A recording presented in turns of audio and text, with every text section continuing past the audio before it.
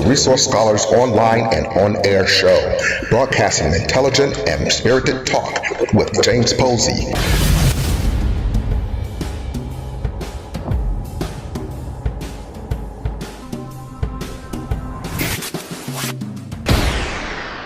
Good evening, Resource Scholars, our audience. This evening, we have a very special guest interview with a person that I've respected for many, many years. We haven't always agreed, but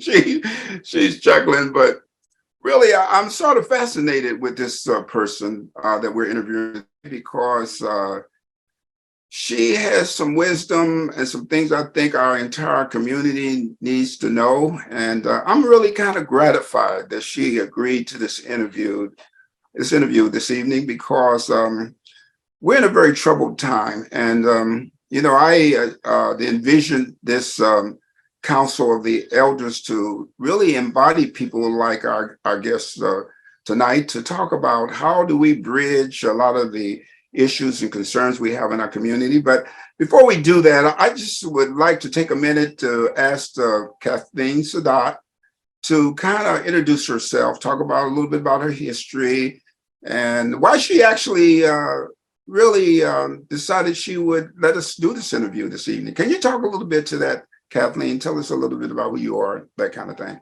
Sure. Well, first, I'll just tell you a little bit about my background. I was born and raised in St. Louis. I was born in 1940, right before we got into World War II. So I remember the war, the end of the war, rationing, the hard times. And I grew up in the Midwest. Much of my life was in St. Louis, but I also lived in Nashville, Tennessee for a while during the time when you had to get in the back of the bus if you were colored. That's what the sign said, color, this section for colored. I lived in southern Illinois in a little town called Mount Vernon, and it was in the 40s, and most of the kids came to school barefoot. And we had a schoolhouse that had 4 rooms in it, and there were 2 classes per room. I also lived in Gary, Indiana when I was very small, don't remember much of it. Lived in Chicago, where I graduated from high school on the west side of Chicago.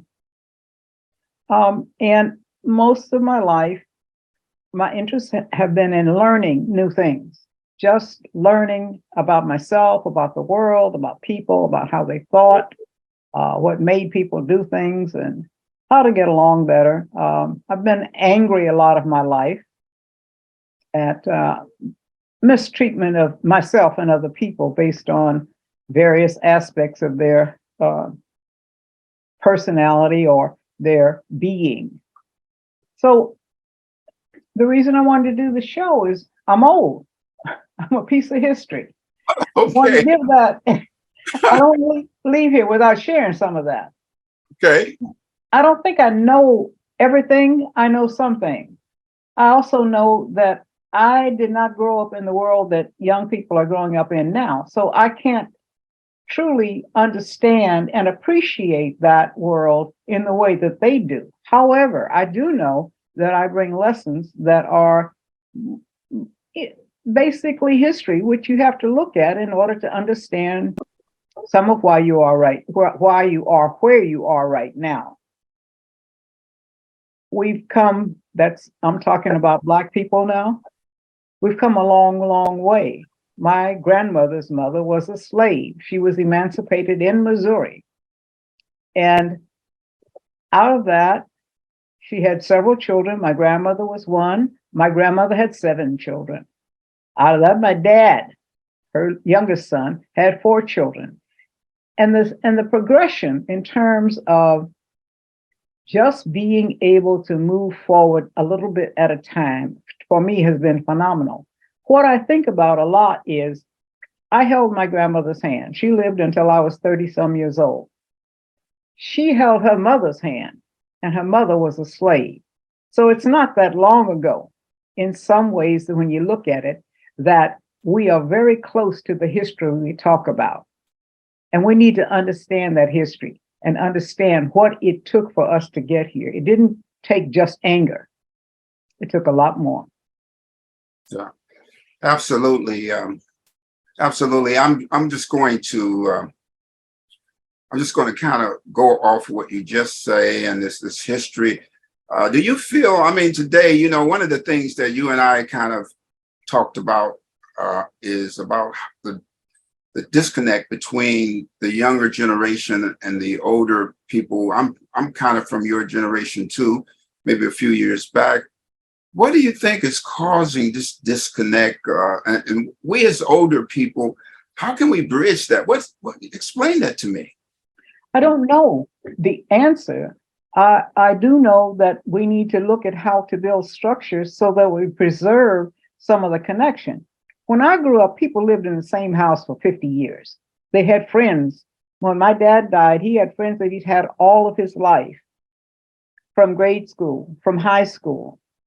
They stayed in one place, and the community stayed in one place, and the communal raising of children is what I grew up with. I was thinking earlier today about my Uncle Bo. My Uncle Bo, I thought, was a blood uncle. And I didn't know until I was grown that my grandmother had raised him because his mother was ill. Yeah. Mm-hmm. And so what I know is a lot of people took on the children that were in their community. They were connected to them, and they held community as important. Today, we move a lot. Yeah. Mm-hmm. People don't stay in the same place. They don't go to the same schools. All the teachers at my school, my folks knew. They knew who they were because they also played bridge with them and went to, church with them. And that's the community I grew up in. Today, you don't have that kind of proximity to one another. We're spread all over, and we haven't taken the time to build some structures that are going to both interest us and communicate to us that we need to be together. A lot of people, it's interesting, a lot of people feel like once they're out of wherever they were. I mean, like if they grew up in the inner city, moved to the suburbs, they don't ever have to go back. Well, there's some comfort in going back. There's a love of self and a love of community that makes me want to touch base with people who I know have some strong similarities to my experience. Mm-hmm. We also don't take ourselves and our word as important as we used to. So we make promises and they're incidental. Who makes a commitment? There's no, I don't see enough of the idea of commitment. You see it in individuals, but you don't see it on part of the community. You see anger. And you see pockets of people who are committed and they work hard, but there's not a unification here. And I'm not sure how you build that except to get people to invest in their own interests. And some of us don't know what our interests are. Become a member and add to the Resource Scholars social media community. Log on to resourcescholarshow.com. Well, Kathleen, you remember, which has not been too long ago, where we had the Unity Breakfast. You know where we had it at, and you and Avell and Doris Harris and Lorenzo Poe, you all were kind of leading that thing.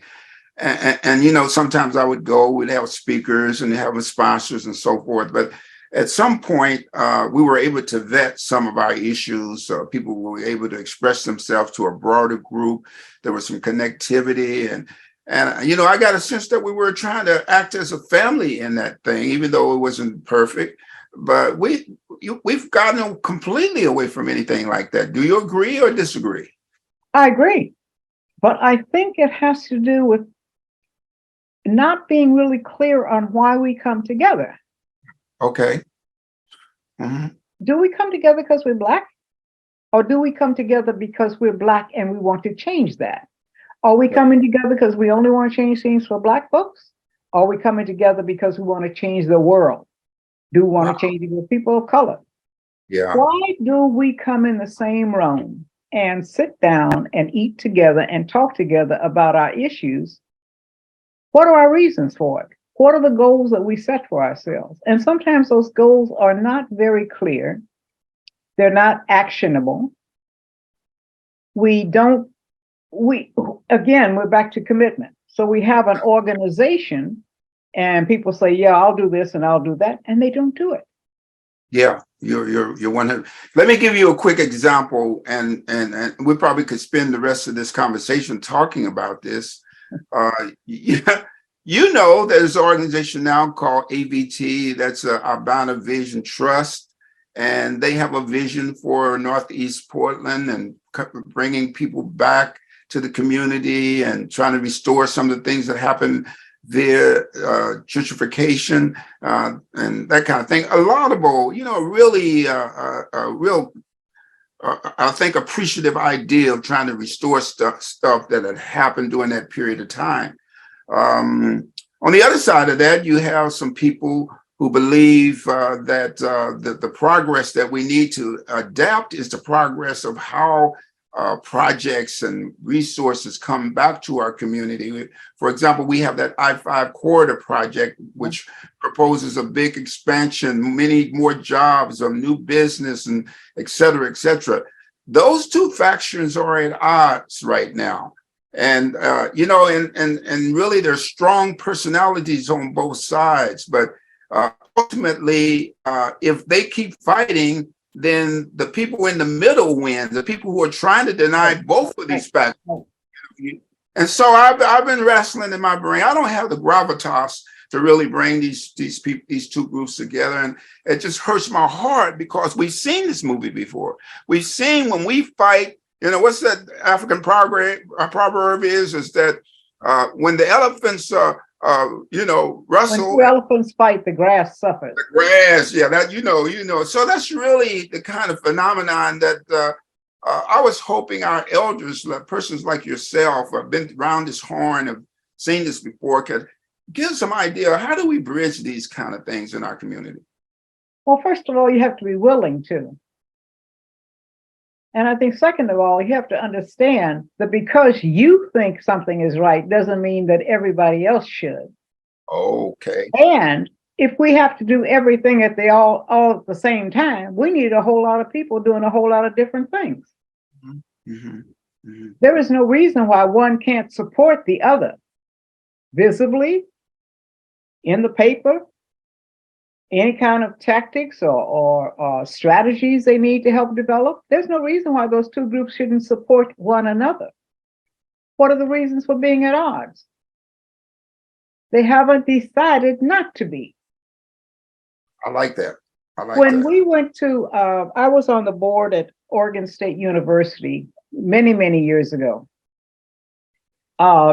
John Byrne was the president. He brought African Americans, American Indians, Asian Americans, Latinos together to work on diversity on that campus. And there were like 4 or 5 of us in each category. The very first decision that we made was that we would not fight and we would not compete with one another. If the Indians said they need something, we supported them. Mm-hmm. Mm-hmm. If the Black folks said we need something, other people supported us. We decided to work together. And I think there's an arrogance in the air right now that says, oh, you do this, you wear green, so I can't work with you. Okay. You got a Southern accent, so you're automatically suspicious. Mm-hmm.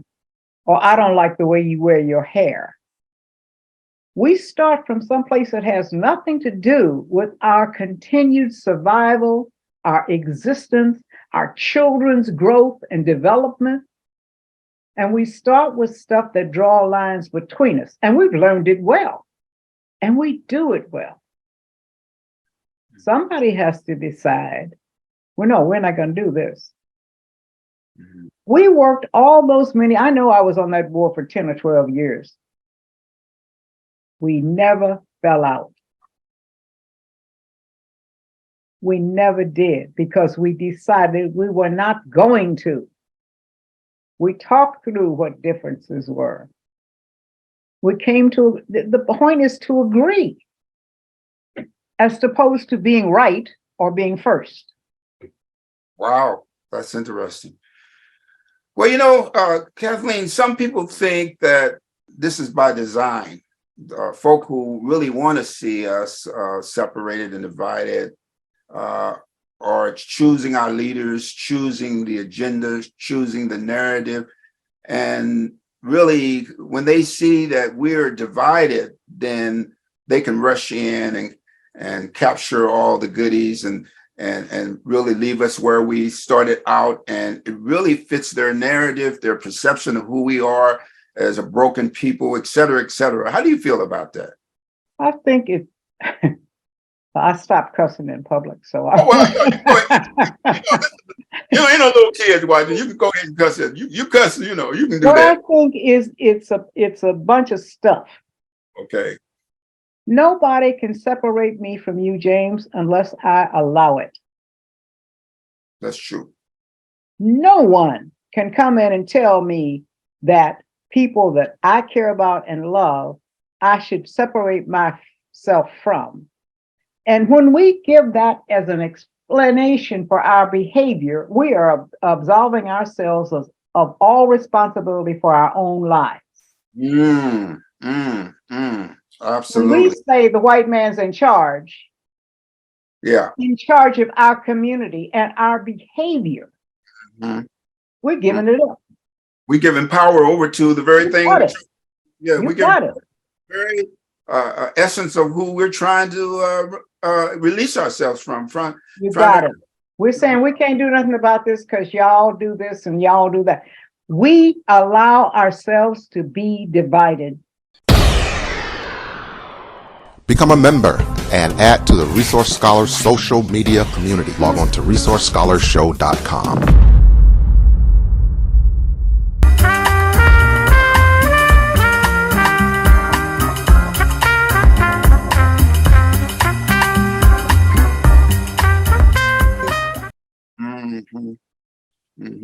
So what does materialism play into this? What's the factor of money and power, prestige, all that? How does that play into the scenario? Oh, I think that's a real complicated question. I think about it, and I think about it from the level of why people steal. And I don't think it's necessarily because they want the things. They want the things that imply they are safe, they have enough, and they're of value. So owning things for some people is like saying, I am valuable. I have this diamond ring, I have this car, I have this or that. The materialism is a way to say, is a way the country, not just us, but the country says, I'm good. Because we equate richness with goodness and poverty with badness. Right. And we are willing to allow ourselves to be bribed, talked into things that we know are not necessarily good. Some years ago, I let myself be fired from the state of Oregon. Okay. I was working, and I'd been recently hired, and they wanted my fingerprints, and I said no. And I said, you don't need them. And you're fingerprinting people and you're intimidating people, and you don't need it from most of the people that you get fingerprints from. And I was thinking about the bias against especially Black men who've been in jail. And they said, well, you work with people, so we have to have them. I said, I don't work with people directly. I don't even have an assistant. And if you take my fingerprints and you find I've never done anything, and then I go commit a crime, will you know about it? And they said, no. I said, that doesn't do much good, does it? I said, what you're trying to do is make people think you're doing your job and protecting the children in the welfare system or in the foster care system, and I won't play. And what they said was, well, if you don't give us your fingerprints, we're gonna have to let you go. And I said, okay. and then I wrote a long letter, and I don't think it changed very much. But what I did, I had a lot of people come to me and say, thank you. What I knew is they had children, they couldn't quit their jobs. They had mortgages. I didn't have a mortgage. I just had me. And I had a chance to make a statement about principle. Right. We don't get enough statements about principle. We don't get enough people saying, no, I won't do that. I mean, watch not just us doing it, watch the country doing it. Watch people hand over and deny what is right in order to get what they believe is position. Position brings power. Power over, not power to, power over. They're looking for power over. They're not looking for power to build a better school, build a better bridge. They're looking for power over people, tell people what to do. Wow. You know, you got to put that in a book. You got to, that phenomenon there, power over versus power to, which is a good segue into the real reason why I wanted to have this conversation with you, you know. And this gets a segue. I don't know what that really means, except that we talked about this before. And you and I have had this thing when you sent me a piece that talked about forgiveness. And I can't get this whole idea of forgiveness out of my head. That's why I really wanted to bring you on, because, but let me back up just a minute. I just want to say, what happened to our churches in this whole notion of right and wrong and trying to see values of materialism over people and all of that? Why are we seem to be so powerless in the faith community? Maybe I'm just overstating this, but then we're going to go into what I consider a spiritual thing about forgiveness. Let's you know, I know that's a complex question that I'm asking you, but you tie all this together for me. I can do it only from my perspective. Okay. I don't know what the church offers in terms of real activism. And this is not a local statement. This is global. Right. If people no longer believe that their word is important, and they violate their word, and they watch the mega churches, the people who are claiming to be Christian, who have $1 million homes and don't open them up when people are in trouble, so they have a warm place to stay, I think people become cynics.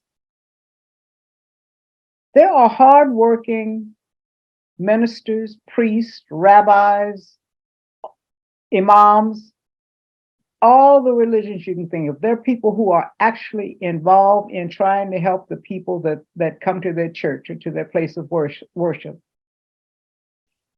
But I think they don't engage those people often in the movement. You see, churches at one point in time were the center for movements in the Black community. That's where you went. You didn't just go to pray or get forgiveness. You went to get something done. Where is that leadership? Where is that leadership? Absolutely. And the thing is that the leadership may be there, it ain't visible. Right. Absolutely. It's not enough noise. It's not enough noise. Yeah. They're comfortable, right? They seem like they're comfortable sitting in the pews. You know, I don't know. Maybe I'm wrong. I don't know about whether they're comfortable or not. I think it's very risky to get out in front. I mean, I've lived long enough to see a whole bunch of people shot because they were out front trying to do the right thing. I think it's really scary. I've been scared myself down here in Pioneer Courthouse Square when we were working against ballot measure 9, gay rights information, and what was it, that anti-gay measure that came. I stepped out sometimes and I thought, I'm the biggest, blackest thing here. I am a target. Right. When you decide that you want something for yourself, for your community, for your nieces and nephews and children, and to honor the people who came before you, you think, is this worth the trouble? Is this worth the risk? And if you say yes, then you have to do whatever comes. You don't have to be foolish. You don't have to be foolish. You don't have to invite harm. But you have to know that you cannot push the world and have it not push back. It will.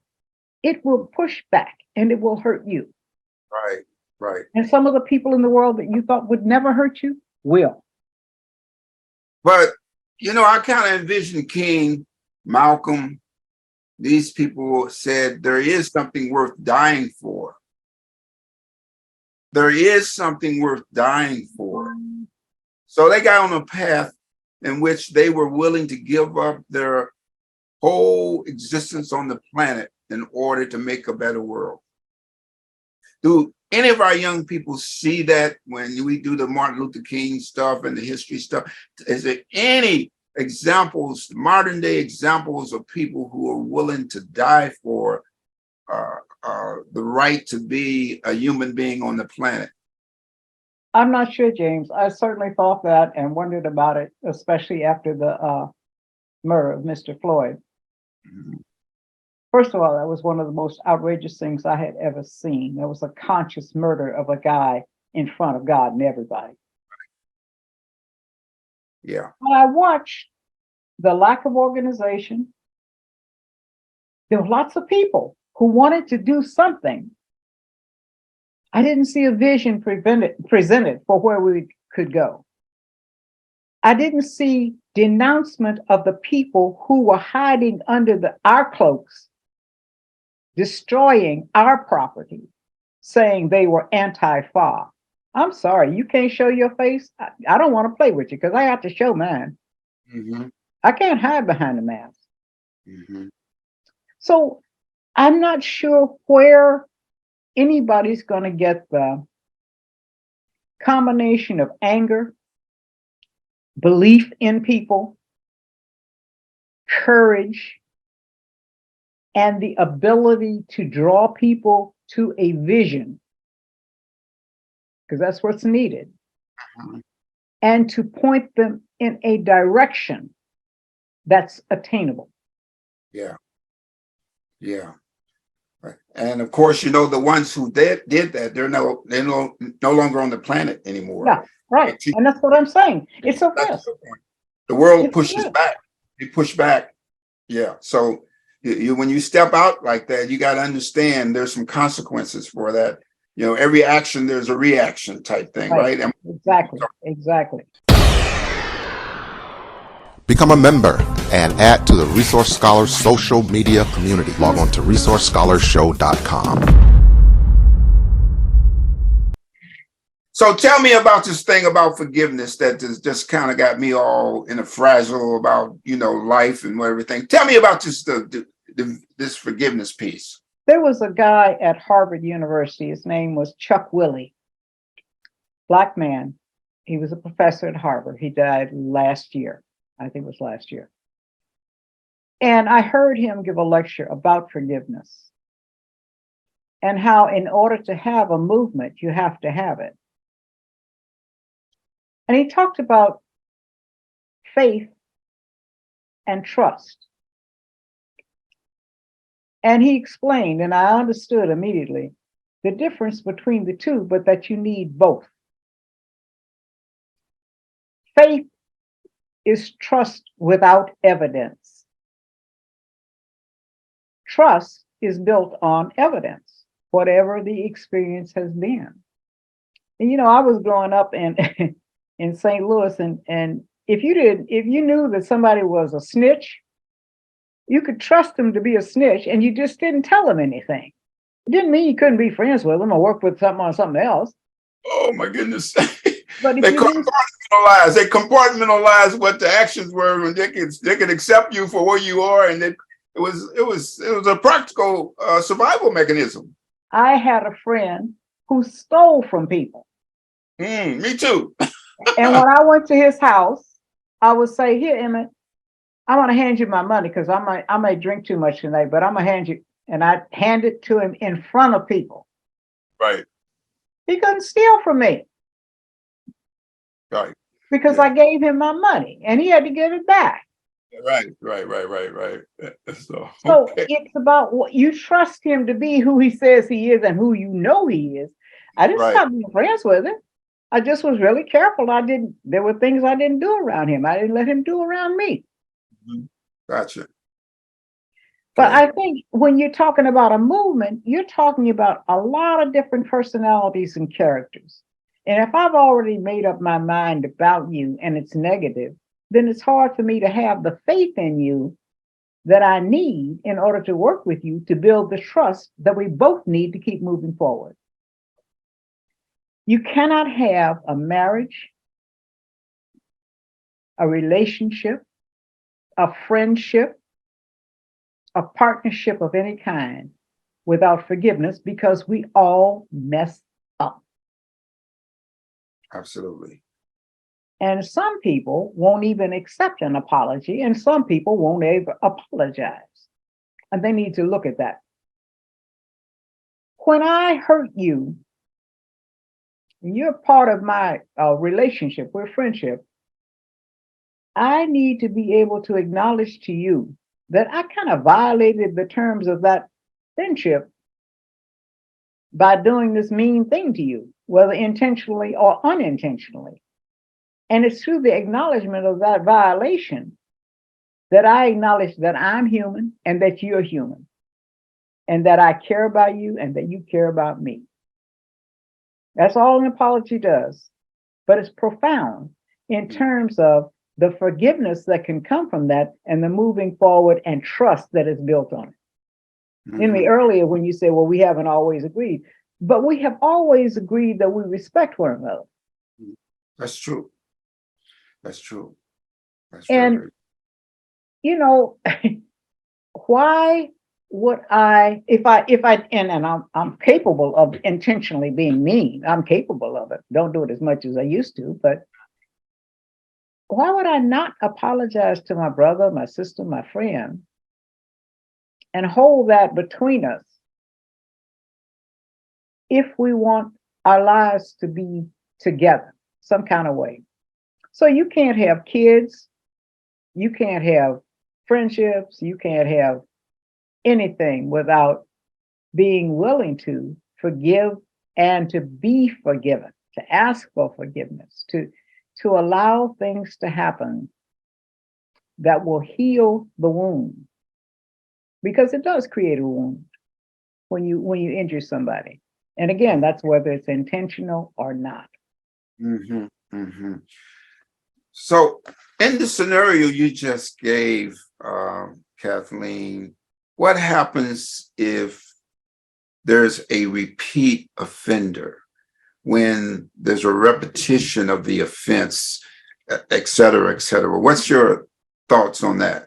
You move them away from you. You move them at a distance. It doesn't mean you don't talk to them anymore. You just move them away from your inner circle. That's my remedy. I see. Okay. And if we can still work on a political issue together, we'll do it. I'll do it. Mm-hmm. I just won't give you my innermost feelings and thoughts. And I can forgive you. But Right. after that third or fourth time, or I see you doing it over and over again, I say, oh, come on, let me know when you get better. But right now, Mm-hmm. we're not going to hang out every week like we used to. Right. That's where I go. Yeah, I just got elected to this president of the local branch of the NAACP, and from an outside perspective, before I got elected, I would just hope, I just saw things as myopic. But now that I'm elected and I'm looking at all the other the array of nonprofits and associated groups, none of us seem to be on the same page. It just freaks me out to see that they're over here, we over there. And then you look at the personalities in these groups, strong personalities, weak personalities, strong structures, weak structures. And it's just a maze of dysfunctionality from my perspective. Right, Now, right. about anybody else. So how does one conquer that dysfunctionality? What do we need to do to do something different than what we've done that's got us in this boat. James, if I had an answer to that, there would be world peace. You'll be on Biden staff or somebody's staff. I think the thing you can do on the local level and where you are, and that's where you have to start, is where you are, is you start talking to people about your concerns. Yeah, right. And you start talking, especially with the people who want to change that. Right. And you keep bringing them together. But you decide why you're coming together. Yeah. Yeah. What it is you want to do together. Yeah. Yeah. Yeah. I get you. You got to be on the same. Yeah. When you're looking at the nonprofits, they tend to not come together because they're competing for the same dollars. Well, can they talk about that? Can they figure out another way to do that? Right. Can we share? In other words, can we share? Yeah. Can we appropriately share? Of course, you got the individual personalities in that, and these, these systems foster separation and competitiveness. Exactly. Right? And we buy into it.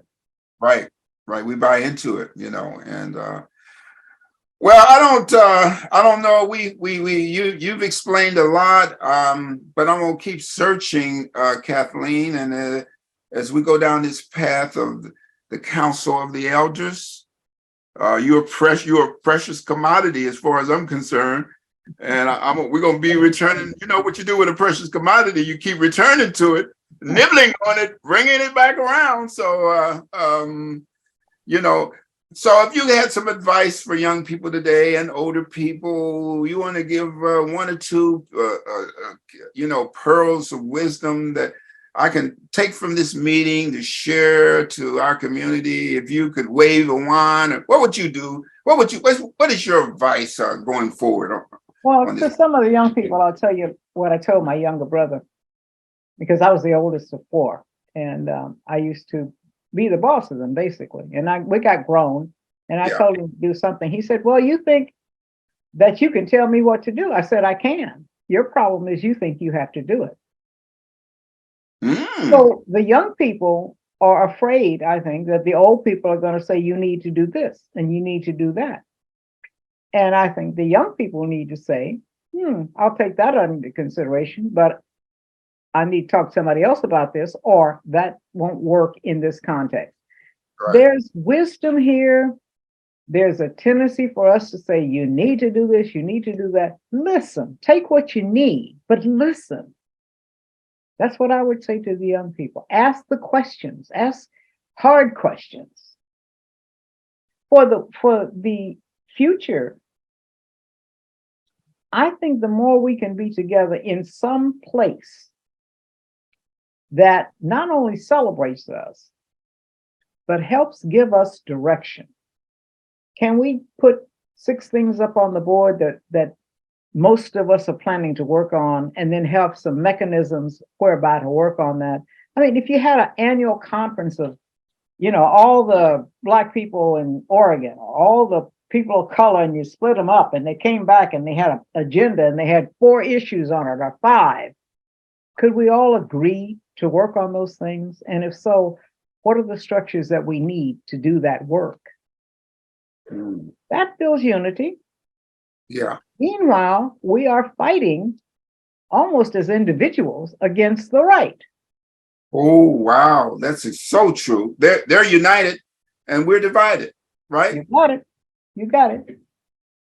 And we are, it seems, afraid to say, you people need to get out of here because you are not Americans. This is what America stands for. I have a flag now. I put out periodically an American flag because I said, my daddy worked in World War II. He was in the Navy. He fought for that flag. That doesn't belong to the right wing. Yeah. That flag belongs to me. That flag belongs to my daddy. So I think we need to reclaim what is ours. We have been the edge of the cutting edge. The disenfranchised people, especially the Black people, and I'll say Black women, have been the cutting edge of pushing for democracy for years and years and years and years. Mm-hmm. We've insisted upon it. Mm-hmm. And it was not, I think we don't understand all the politics. It's not clear enough to us that there's more than just this getting to have a job. There's the whole political, economic structure that affects our lives. We're beginning to see more of it. And especially as it comes to the environment, I think we'll see even more. Well, the thing that I'm struck by is we tend to keep doing the same things over and over again rather than getting at the root of. That's why I'm having this conversation with you. Right. And keep doing the same thing over again, expecting a different result. So instead of dealing with the symptoms, we got to get to these causes. That's why, your piece on forgiveness. You can't move forward if you don't forgive folk, if you're not willing. And this whole piece that my daughters always tell me, Daddy, you talk too much. That's what they tell me. So my daughters, God gave you one mouth and 2 ears, and 2 eyes, and you use your mouth more than what, that's what Yeah, that's yeah. And I just step back and listen. My daughters have wisdom because they know you and they love you. Yes, You know? yes, yes. They're reasoning and they can see you when you can't see yourself. So I have to take that to mind. So Kathleen, we're coming to the end of our interview, and I just want to take a minute to say how much I appreciate you taking time. The other elders that are out there, we've got a list of them. I'm going to share this interview with other folk and get them to come on board, and maybe at some point down the road we can come together as a group and we can have I think you recommended that we do come together as a group and so forth, and maybe have this dialogue, going forward. James, I'm honored that you asked me. So I thank you for that. Okay. I hope that some elders can come together with some young people. Yes. And that we talk. Yeah. And, I don't know a lot about what's going on in the world. So I can learn from them. And they need to know that many of us are willing to learn. Become a member and add to the Resource Scholars social media community. Log on to resourcescholarshow.com.